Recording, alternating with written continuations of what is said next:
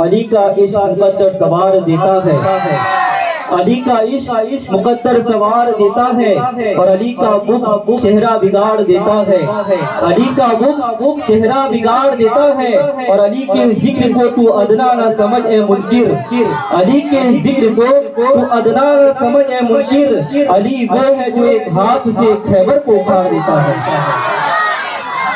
السلام علیکم ورحمۃ اللہ وبرکاتہ۔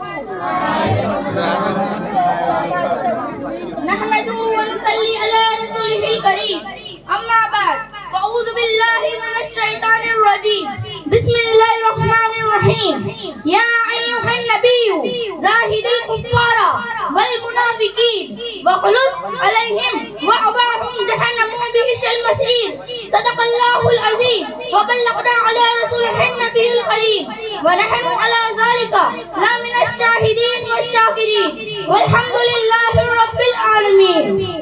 اپنی تاریخ کو جو قوم بھلا دیتی ہے، اپنی تاریخ کو جو قوم بھلا دیتی ہے، شقائے دہر سے خود کو مٹا دیتی ہے، شقائے دہر سے خود کو مٹا دیتی ہے۔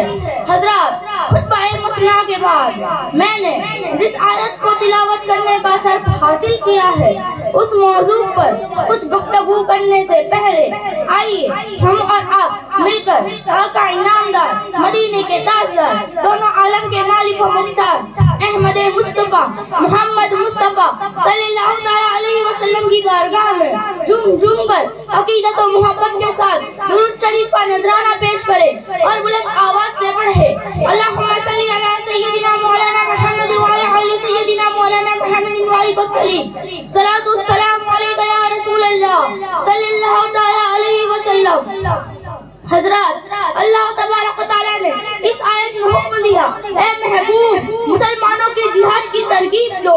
حضرات، ہم اور آپ جس ملک میں رہ رہے ہیں، اس ملک کو آزاد کرنے میں ہمارے بزرگوں نے جو قربانیاں پیش کی ہیں، آج ہم ان قربانیوں کو بھلا دیے ہیں، اور آج وہی قوم مثل عزت و وقار کے ساتھ زندہ رہتی ہے جس قوم نے اپنی تاریخ کو اپنے لیے نہ صرف سرمایہ افتخار سمجھتی ہے بلکہ اسے بہترین میراث سمجھتی ہے، جس قوم نے اپنی تاریخ کو اپنے سینے سے لگایا، آج وہی قوم سر بلند ہے۔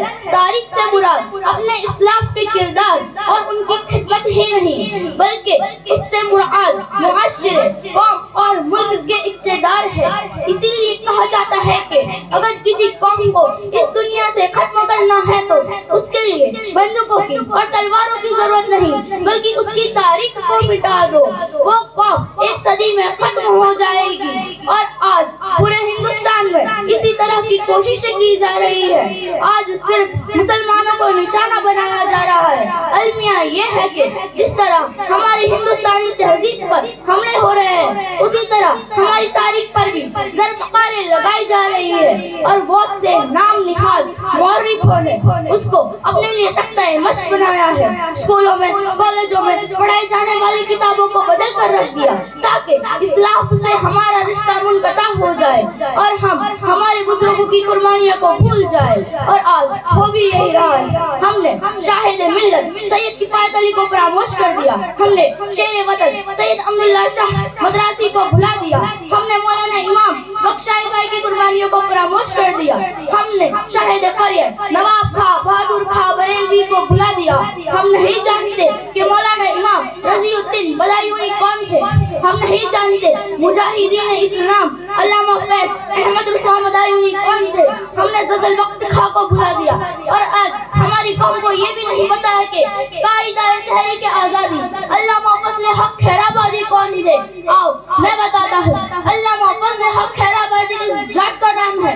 یہ وہ شخصیت ہے جنہوں نے دہلی کی جامع مسجد میں نماز جمعہ کے بعد سب سے پہلے انگریزوں کے خلاف ایک زبردست تقریر کی تھی، اور اسی تقریر میں لوگوں کو جہاد پر آمادہ کیا، جہاد کی ترغیب و اہمیت سے لوگوں کو آگاہ کیا، اور اسی تقریر سے آپ نے ہندوستان کے مسلمانوں میں آزادی کے لیے جوش و جذبہ پیدا کر دیا۔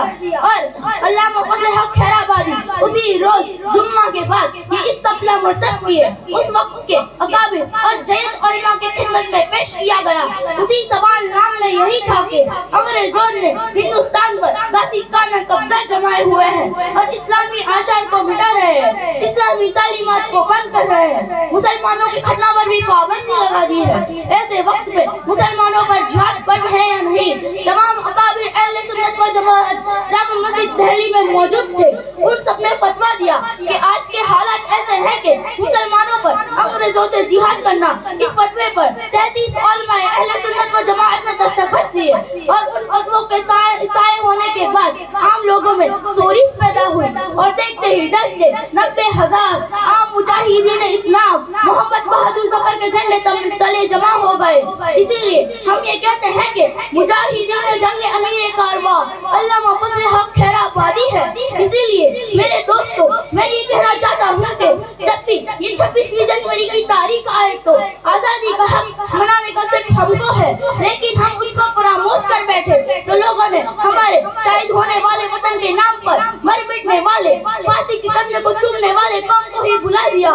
اگر آج بھی آپ بیدار نہ ہوئے تو یہ قوم ہمارے آنے والی نسلوں کو جینے نہیں دے گی. اور آپ یہ ہرگز مت بھولنا کہ عزت سے ہم بھی جینے کے حقدار ہیں یہاں, عزت سے ہم بھی جینے کے حقدار ہیں یہاں, شامل ہمارا خون بھی قربانیوں میں ہے. یاد رکھو ہمارے ہی قوم کے وہ جانباز تھے جنہوں نے پھانسی کے پھندے کو گلے میں لگانے سے پہلے اپنی آقا کی بارگاہ میں اس طرح ہدیہ عقیدت پیش کیا تھا کہ کوئی گل باقی رہے گا نہ چمن رہ جائے گا, کوئی گل باقی رہے گا نہ چمن رہ جائے گا, پر رسول اللہ کا دین حسن رہ جائے گا.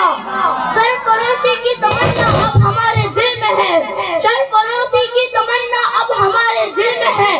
دیکھنا ہے زور کتنا بازوئے قاتل میں ہے, دیکھنا ہے زور کتنا بازوئے قاتل میں ہے. ربی قدر کی بارگاہ میں دعا ہے کہ مالک و مولا ہمارے اس وطن کی حفاظت فرما اور ہمارے اس وطن کی آزادی کے لیے جن علماء و مشائخ نے اپنی قربانیاں دی ہیں ان سب کی تربتوں پر انوار و رحمت کی بارش عطا فرما اور ان کے صدقے ہمیں بھی وطن پر مر مٹنے کا جوش و جذبہ عطا فرما. وآخر دعوانا ان الحمدللہ رب العالمین وما علینا الا البلاغ. السلام علیکم ورحمۃ اللہ وبرکاتہ. وعلیکم السلام ورحمۃ اللہ تعالی وبرکاتہ.